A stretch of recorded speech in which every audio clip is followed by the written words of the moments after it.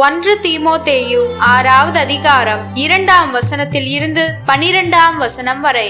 அன்பிற்குரியவரே, நம்பிக்கை கொண்டோரை தலைவர்களாக கொண்டுள்ள அடிமைகள் அவர்களும் சகோதரர்கள் தானே என்று மதிப்பு கொடுக்காதிருத்தல் தவறு. மாறாக தங்கள் நற்செயலால் பயன் பெறுவோர் நம்பிக்கை கொண்டவர்களும் அன்பர்களுமாய் இருப்பதால் இன்னும் மிகுதியாக அவர்களுக்கு பணி செய்ய வேண்டும். இவற்றை நீ கற்பித்து ஊக்குவி. மாற்று கொள்கைகளை கற்பித்து நம் ஆண்டவர் இயேசு கிறிஸ்துவின் நலம் தரும் வார்த்தைகளுக்கும் இறைப்பற்றுக்கும் உரிய போதனைக்கும் ஒத்து போகாதவர்கள், தற்பெருமை கொண்டவர்கள், ஒன்றும் தெரியாதவர்கள், விவாதங்களிலும் சொற்போர்களிலும் பைத்தியம் கொண்டவர்கள், பொறாமை, போட்டி மனப்பான்மை, பழி சொல், பொல்லாத ஊகங்கள், ஓயாத மோதல்கள் முதலியன இவற்றில் இருந்தே உண்டாகின்றன. உண்மையை இழந்தவர்களிடமும் சீரிழந்த மனதை கொண்டவரிடமும் இவை காணப்படுகின்றன. இறைப்பற்று பெரும் ஆதாயம் தருவதுதான், ஆனால் மன நிறைவுள்ளவர்களுக்கே தரும். உலகத்திற்கு நாம் எதையும் கொண்டு வந்ததில்லை, உலகத்தை விட்டு எதையும் கொண்டு போகவும் முடியாது.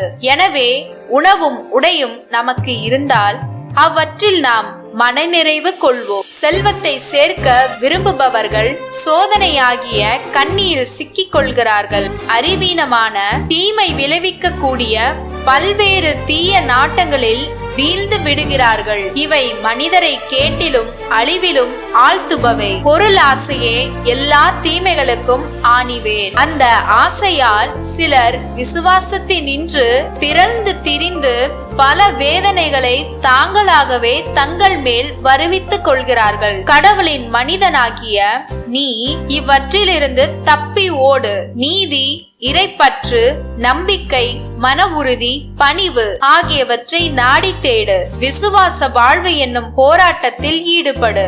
நிலை வாழ்வை பற்றிக்கொள்.